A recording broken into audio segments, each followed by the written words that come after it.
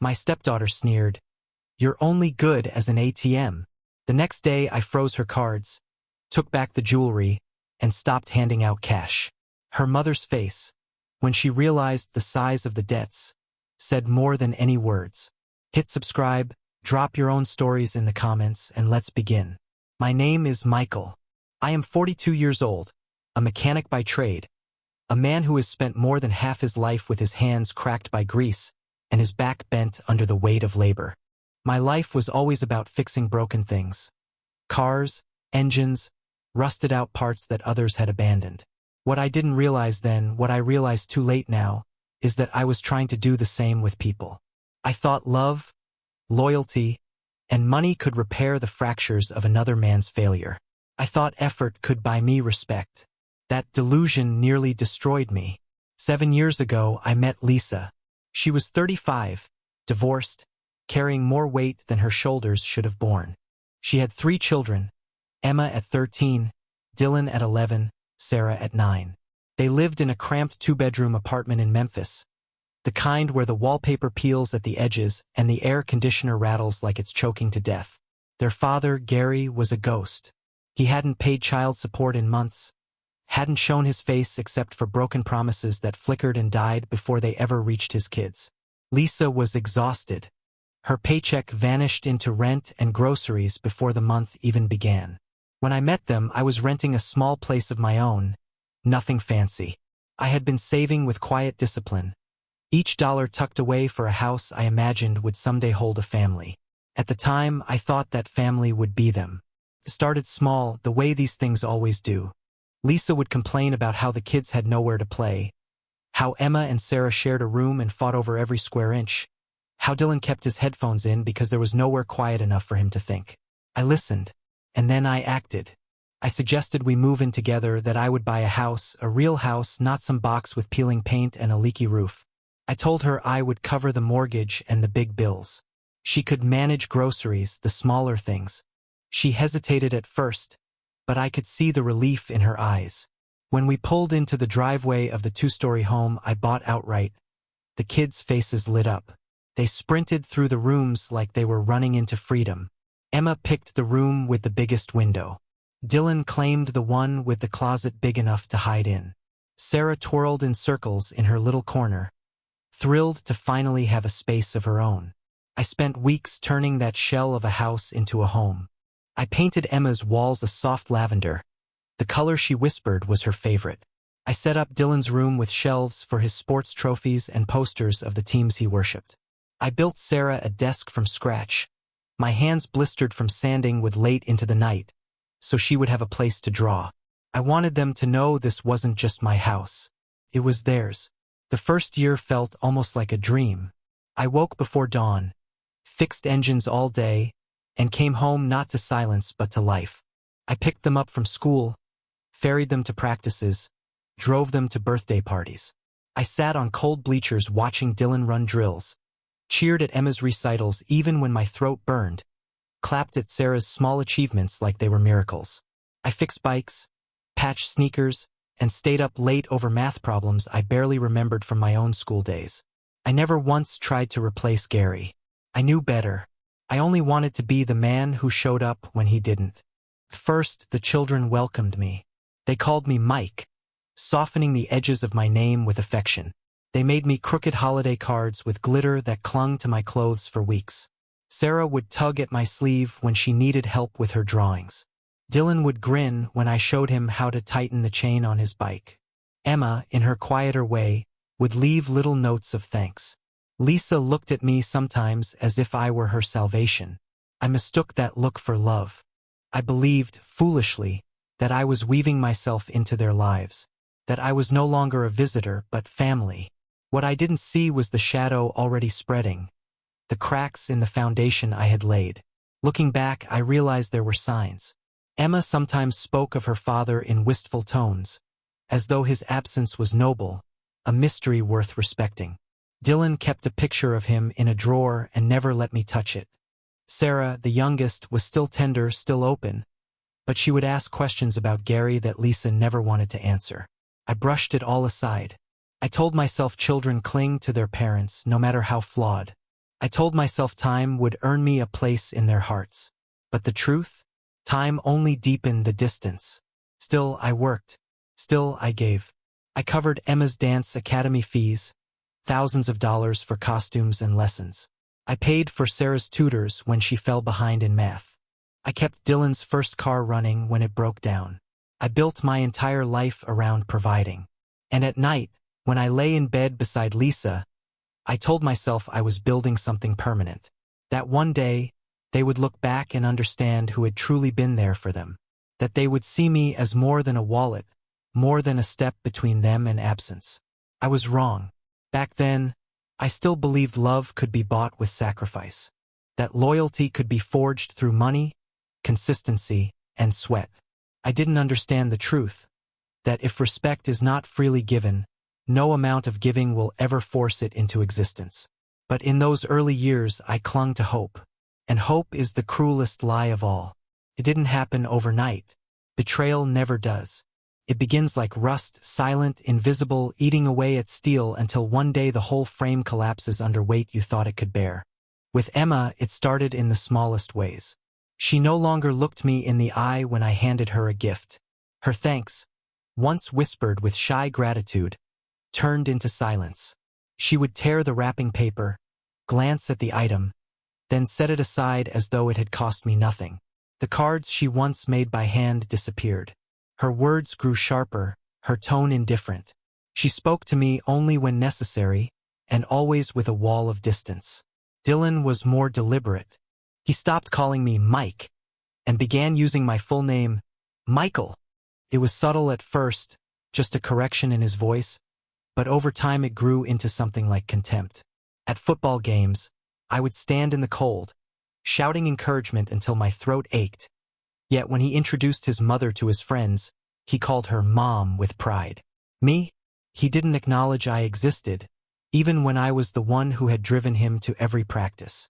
Sarah, the youngest, was the hardest loss. She once clung to me, sketching beside me in the garage, asking for help with her homework.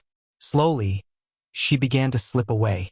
She avoided me in the mornings, retreating to her room, shutting her door when I walked down the hall. She laughed less around me. She began whispering to Lisa in corners, her eyes darting toward me as though I were the intruder. I told myself it was adolescence. Children grow distant. They test boundaries. They pull away only to return. I clung to that excuse because the alternative, that my place in their hearts was an illusion, was unbearable. But the evidence piled higher. When Emma turned 15, she asked to attend a prestigious dance academy. The cost was staggering, more than I could fathom for a child not my own. Yet I paid it. I worked weekends, took extra shifts, crawled under cars until my knuckles bled. I handed over the money without complaint, believing that sacrifice would be remembered. At the recital, I sat in the audience, waiting for a glance, a smile, any recognition. Instead, she turned to her biological father's empty seat, as if still expecting him to arrive. For Sarah, it was tutors. Her grades slipped, and she grew anxious, ashamed. I paid for private lessons month after month. I sat with her through late evenings, quizzing her, reassuring her she was not stupid, only scared. But when she passed her tests, she thanked her teacher. She thanked Lisa. She did not even look at me. Dylan's car repairs became my burden. He drove recklessly, wore out the brakes, ignored the oil light. I spent nights in the garage, fixing what he broke. Keeping him safe on roads he never once acknowledged I'd prepared. He told his friends, "My car's fine. My dad used to drive it." As though Gary's hands, not mine, kept it alive. Lisa's silence was the wound that deepened it all. She watched these things happen. She heard Emma dismiss me, heard Dylan sneer, watched Sarah grow cold. She said nothing. When I pressed her, when I asked if she noticed the disrespect, she would sigh. "They're kids, Michael. They'll grow out of it." But they didn't grow out of it. They grew sharper in it, emboldened by her silence. When Lisa and I married, I thought the title of husband would shift something. I thought the ceremony, the vows, the rings would signal permanence, a recognition that I was not temporary. But marriage only hardened their disdain. I remember one evening, a family event, music playing, laughter spilling from the kitchen. I overheard Emma whisper to her friend, "Yeah, Mom married Michael. He pays for everything, so it makes sense. Not he cares. Not he's family. Just a transaction." The words hit me harder than any blow. I froze, waiting for Lisa to defend me, to correct her daughter. But Lisa smiled thinly, offered no correction, and let the words stand. In that moment, I realized I was not her partner. I was her provider. The shift became undeniable. They no longer came to me with questions or problems. They went to Lisa. I became the man who drove them, who paid their fees, who fixed what broke. But not the man they saw as theirs. Sometimes I caught Emma scrolling on her phone, showing her friends photos of gifts or trips, saying, "Mom got this for us." Never Michael. Dylan would demand money for outings, not ask, not request, but demand, and if I hesitated, his face twisted in scorn. Sarah, once soft with me, began to mock. Small jokes at my expense, whispered laughter behind my back. I tried to bring it up. At dinners, I would ask for respect, for recognition, for even the smallest effort to acknowledge me. Lisa would change the subject. The kids would roll their eyes. My words vanished into the air like smoke. I told myself to endure, that patience was the only way, that maybe when they were older they would look back and see. But in truth, I was breaking. Every day their silence weighed heavier. Every day Lisa's refusal to defend me carved another wound. And still I paid. Still I gave. Still I poured money, effort, love into a void that only swallowed it whole. The cruelest part? They knew. Children may not articulate it, but they know when someone is indispensable. They knew I would never let them go without. They knew I would cover every cost, bear every burden, swallow every slight. They knew I was trapped by my own loyalty, so they treated me as though I were both invisible and inexhaustible. A ghost they could not see but whose labor carried them. A shadow that paid the bills but had no voice. I began to realize what I was to them. Not family, not even friend, just a machine. An ATM that breathed, a wallet with grease-stained hands, a man who worked himself into exhaustion only to be mocked in his own home. And Lisa, my wife, let it happen. Her silence was not neutrality. It was consent. By the time I understood, it was already too late. The foundation I thought I had built, the house, the routines, the years of effort was rotting beneath me. Every sacrifice, every dollar, every hour spent in devotion was being rewritten in their minds not as love, but as obligation. I was not a father. I was a paycheck. And the day would come when they would say it out loud, stripping away the last illusion I clung to. I can still feel it now, that waiting dread, that sense of a storm gathering just beyond the horizon. I didn't know the words they would throw at me yet, but I knew. Deep down, I knew. The children I had raised would cut me down with the very truth I had been denying for years. And Lisa would let them. The night it all broke began quietly, the way tragedies often do. A dinner table, plates of food, the clatter of forks against porcelain, the hum of routine masking the rot beneath. I had carried my silence for too long, convinced myself that patience was strength. But patience, I've learned, can be cowardice in disguise. That evening I tried again, one last attempt to salvage dignity. I cleared my throat, steady but heavy, and said, "We need to talk about respect, about boundaries. I can't keep living in a house where I'm treated like I don't exist." Before I could finish, Dylan cut me off, his voice sharp as a blade. "You're not our dad. Stop acting like one." The words landed like a blow to the chest. But before I could breathe, Emma leaned forward, her eyes cold, her lips curling into the kind of smile that isn't joy but cruelty. "You're only here as an ATM."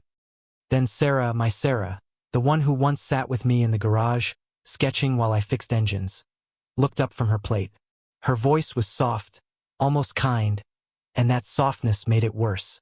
"This is our house. You just live here." Silence followed.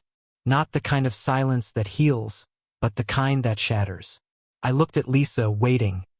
pleading for her to speak, to correct them, to stand by me. She stayed silent. Her fork clinked against her plate, her eyes fixed anywhere but mine. Her silence was the final betrayal. In that moment, I saw the truth with blinding clarity. I had never been family. I had been a wallet, a workhorse, a temporary convenience. All my labor, all my sacrifices, every dollar and drop of sweat, rewritten as obligation, not love. That night, after the table emptied and the house settled into uneasy quiet, I sat alone in the living room. The walls felt smaller, the air heavier. I looked around at the furniture I had bought, the lights I kept on, the roof I paid for, and I realized nothing here was mine, not even my dignity. So I acted. The next morning, while Lisa and the kids slept, I gathered the tools of my undoing, the receipts, the bank statements, the insurance papers, the credit card bills. I spread them across the dining table like evidence at a trial. Line by line, I tallied the costs, the mortgage, the utilities, the insurance premiums, the vacations, the lessons, the endless stream of groceries and clothes.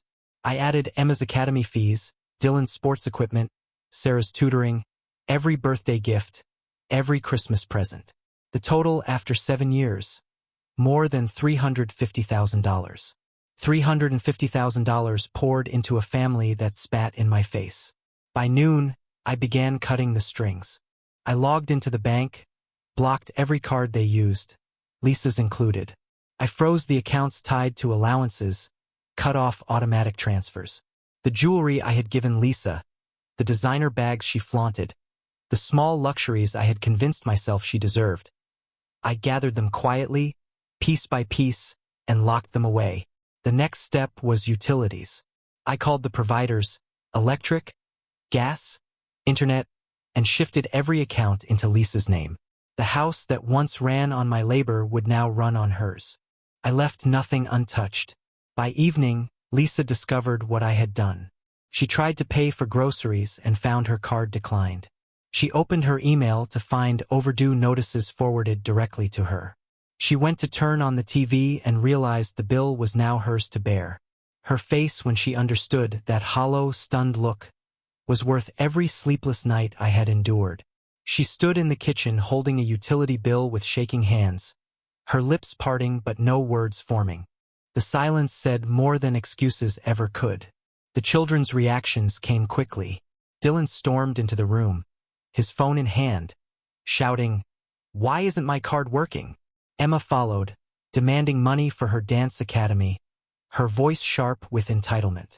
Sarah lingered in the doorway, confused, frightened, but still unwilling to look at me. I told them calmly, evenly, "The support is over. Your father can handle his responsibilities now." They erupted. Dylan shouted that I was ruining his life. Emma sneered that I was bitter and pathetic. Sarah muttered that I was punishing them unfairly. Lisa finally spoke, her voice trembling with rage. "How could you do this to them? They're just kids." I looked her dead in the eye. How could I? How could you stand by for years while they disrespected me? How could you let them spit in my face and still expect me to keep paying? No more. If I'm not their father, then I am not their provider. You can't have it both ways. Lisa broke then, tears welling, her hands trembling as she clutched the bill like a wee *P***N. She whispered, "You'll regret this." But regret was already behind me. That night, as the house spiraled into chaos, I sat quietly in the garage, the smell of oil and metal grounding me. For once I felt clear. The weight I had carried for 7 years was gone. I was no longer their savior, no longer their fool. When I stepped back inside, the children avoided my gaze. Lisa's eyes burned with fury, but beneath it I saw fear. Not fear of losing me, fear of losing the comfort I provided. And in that moment, I realized the cruelest truth. They didn't love me, and they didn't hate me. They simply used me, and when the using ended, so did I. I left the receipts on the table, a ledger of every dollar they had consumed. Evidence of my devotion, reduced to transactions. Let them look at the numbers. Let them see what love had cost me. From that night forward, I was done. Done being their wallet. Done being their scapegoat. Done being invisible. They told me I wasn't family. I finally believed them. And belief, once solid, cannot be undone. A house without respect is nothing but walls and bills. After that night, I could no longer pretend it was home. The following weeks were a blur of cold meals, slammed doors, and voices lowered just enough to exclude me. Lisa and the kids formed their own camp, whispering in corners, glaring when I entered a room. I became a ghost in the space I had built for them. But this time I did not beg to be seen. I let the silence harden around me like armor. 2 weeks later I packed. Not in anger, not in haste, but with steady hands. My clothes, my tools, the essentials. I left behind the furniture, the decorations, the toys I had bought. They could keep it all. Let them drown in the weight of the comfort I had once carried. When I shut the front door, I knew I was closing more than wood and hinges. I was sealing a chapter of my life that had bled me dry. I moved into a small apartment. 1 bedroom, 1 window, nothing glamorous. Yet the silence inside those walls was different. It was clean. No whispers. No contempt. No footsteps stomping with entitlement. For the first time in years, I could hear myself think. I could sit in a chair and feel peace instead of judgment. Lisa and the kids didn't last long in the house. Within a month, they left too, moving in with her sister. Without my money, the mortgage, utilities, and endless expenses crushed her. The house that had once been a gift became a burden, and she abandoned it like everything else. I heard from mutual acquaintances that Gary, their real father, resurfaced briefly when bills arrived. He came around with promises, muttered about catching up, then vanished again the moment responsibility touched his shoulders. The cycle repeated, predictable as rust. But this time I did not step in to cover the gap. Their father's absence was no longer my problem. Then came the letters. At first I thought maybe, just maybe, they would write apologies. Acknowledgements of what they had said, what they had done. I was wrong. Emma's letter asked for money for her academy. Dylan's demanded help with car repairs. Sarah's note, written in handwriting I once knew by heart, asked for tutoring fees. Not one word of remorse. Not a single acknowledgement of the knife they had twisted into me. Their words weren't apologies. They were invoices. I didn't answer. Lisa called once, her voice brittle, begging me to reconsider for the children's sake.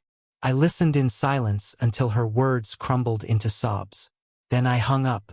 I had nothing left to give her. She had stood by while they dismantled me piece by piece, her silence sharper than their insults. She made her choice. Now I lived by mine. A year passed. Seasons turned. And with them, the heaviness inside me began to lift. I spent evenings alone at first, relearning how to fill silence with something other than despair. I cooked for one, drove without obligations, worked without the weight of 3 ungrateful mouths hanging on every dollar. Slowly, the wounds stopped bleeding. They turned into scars. Then I met Emily. She was different from Lisa in every way that mattered. No children. No ghosts of failed marriages dragging her forward. She saw me, not the provider, not the wallet, not the workhorse, but me. A man with grease under his nails and lines on his face. A man who had been used but not broken. She didn't ask what I could give. She asked who I was when no one was watching. And for the first time in years, I had an answer. We began to build something new, cautiously at first, then with growing certainty. Emily didn't want a savior. She wanted a partner. She didn't demand sacrifices. She offered companionship. In her eyes, I wasn't a resource. I was a person. One evening, sitting across from her in the small apartment that now felt warmer than any mansion, she said, "I don't need a house, Michael. I don't need you to prove anything. I just need you here." Those words, simple as they were, struck deeper than all the hollow thank yous I had ever begged for. She didn't want me for what I could provide. She wanted me for what I was. It was then I realized the truth I should have known years earlier. Love doesn't buy respect. Money doesn't purchase loyalty. Sacrifice doesn't guarantee gratitude. You cannot trade devotion for dignity. You cannot invest your soul into people who have already decided you are disposable. Lisa and her children had taught me that lesson in the cruelest way. But Emily showed me it didn't have to be the end. That respect cannot be bought, only given freely. That partnership isn't built on debt, but on recognition. Now, when I look back at those 7 years, I see not family but a cautionary tale.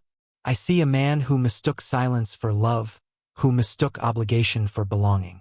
I see a fool who thought giving enough would eventually make him worthy.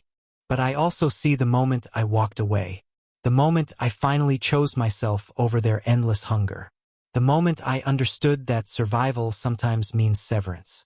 Lisa may still tell her children stories about me. Emma may still sneer. Dylan may still curse. Sarah may still wonder. But their opinions no longer matter. Their voices no longer have power. Because the truth is simple. I was never their father. I was their provider. And when the provider closed shop, their world collapsed. Now, I live in a different world. One where my worth isn't measured in tuition checks or gas money. One where I am not invisible. One where I am seen.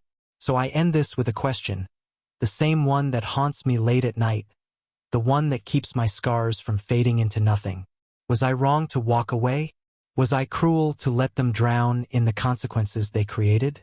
Or was it the only way to reclaim myself, to finally cut the chain of thankless devotion that bound me for too long? Tell me, what would you have done?